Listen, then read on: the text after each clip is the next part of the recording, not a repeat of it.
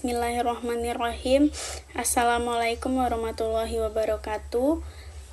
Alhamdulillahilladzi hadana li hadza wa ma kunna linahtadiya laula an hadanallah. Asyhadu an la ilaha illallah wa asyhadu an la syarika la wa asyhadu anna Muhammadan abduhu wa rasuluhu la nabiyya ba'da. Puji syukur atas kehadiran Allah Subhanahu wa taala yang telah memberikan saya kesempatan untuk menyampaikan hasil proposal saya. Selanjutnya, selawat beriringkan salam tak lupa dan tak bosannya kita hadiahkan kepada junjungan kita, yakni Nabi besar Muhammad SAW. Selanjutnya yang terhormat Ibu Bapak dosen penguji seminar proposal. Selanjutnya Ibu Yudel Nilastia sebagai dosen pengampu mata kuliah metode penelitian. Baik, di sini saya akan menyampaikan hasil proposal saya yang berjudul Peran Sekolah dan Keluarga dalam Norma Sosial Gen Z. Penelitian ini mengkaji peran krusial keluarga dan sekolah dalam membentuk kesadaran norma sosial pada Gen Z di era digital. Yang pertama itu latar belakang masalah, yang dimana di dalam latar belakang masalah ada norma sosial, yaitu pedoman perilaku yang mengatur interaksi sosial dan nilai-nilai masyarakat. Yang kedua itu Gen Z dan digital. Tumbuh di era digital, rentan terhadap individualisme dan perilaku tidak sopan di dunia maya. Yang terakhir itu ada krisis kesadaran. Munculnya ujaran kebencian, bully digital, dan empati sosial yang menurun. Selanjutnya itu ada peran keluarga dan sekolah, yang dimana keluarga menjadi tempat pertama anak belajar tentang nilai-nilai sosial, dan orang tua menjadi panutan bagaimana bersikap sopan, dan sekolah yaitu memperkuat pendidikan sosial yang dimulai dari rumah, dan guru berperan sebagai pembimbing moral, etika, dan perilaku. Selanjutnya itu ada identifikasi masalah. Yang pertama, rendahnya kesadaran norma sosial. Perilaku Gen Z kurang mencerminkan etika dan rasa hormat baik langsung maupun digital. Yang kedua itu kurangnya keteladanan orang tua, fokus pada materi dan akademik, kurang pembinaan karakter sosial moral.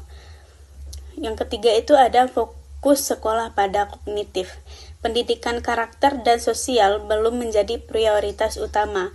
Yang terakhir adalah minimnya kerjasama. Pembinaan kesadaran sosial tidak seimbang dan tidak berkelanjutan. Selanjutnya ada rumusan masalah dan tujuan penelitian, yang dimana rumusan masalah pertamanya itu ada peran keluarga dalam norma sosial Gen Z. Yang kedua itu ada peran sekolah dalam norma sosial Gen Z. Yang ketiga itu ada bentuk kerjasama keluarga sekolah. Ya, dan tujuan penelitiannya itu menjelaskan peran keluarga, mendeskripsikan peran ke sekolah.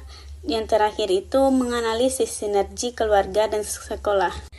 Dan selanjutnya ada manfaat penelitian. Yang pertama itu ada teoritis, yaitu menambahkan referensi ilmiah tentang pendidikan sosial. Yang kedua itu ada praktis, memberikan masukan strategi efektif bagi guru dan orang tua. Yang ketiga itu ada sosial, mendorong Gen Z yang sadar norma, beretika, dan berperilaku baik.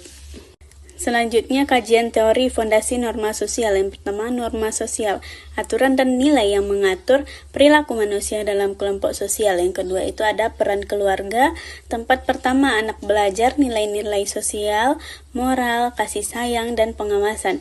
Yang ketiga itu ada peran sekolah, yaitu memperkuat pendidikan sosial, menanamkan sifat disiplin, kerjasama, dan rasa hormat. Yang selanjutnya generasi Gen Z, terbuka, kritis, cepat beradaptasi, tergantung teknologi, butuh bimbingan seimbang.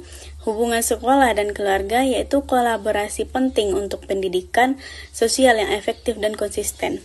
Selanjutnya metodologi penelitian. Yang pertama itu ada metode deskriptif kuantitatif, menggambarkan fenomena sosial dengan data numerik. Yang kedua itu ada tempat dan waktu, SMA di wilayah tertentu selama 1 semester tahun ajaran berjalan. Yang ketiga itu ada populasi dan sampel, 100 siswa SMA Gen Z diambil dengan random sampling. Yang keempat itu ada pengumpulan data, kuesioner utama, wawancara guru dan orang tua, dan observasi. Yang terakhir itu ada instrumen, angket skala Likert, mengukur disiplin, tanggung jawab, empati, dan kepatuhan. Selanjutnya teknik analisis data. Yang pertama itu pengolahan data, pengkodean jawaban, dan penyusunan tabel. Yang kedua itu analisis deskriptif, gambaran umum peran sekolah, keluarga, dan kesadaran norma sosial. Yang ketiga itu ada analisis inferensial, kolerasi dan regresi untuk hubungan dan pengaruh antar variabel. Yang terakhir itu ada pengujian hipotesis, membandingkan nilai signifikan dengan taraf yang ditentukan.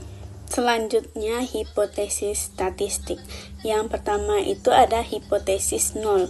Tidak terdapat hubungan antara peran sekolah dan keluarga terhadap kesadaran norma sosial.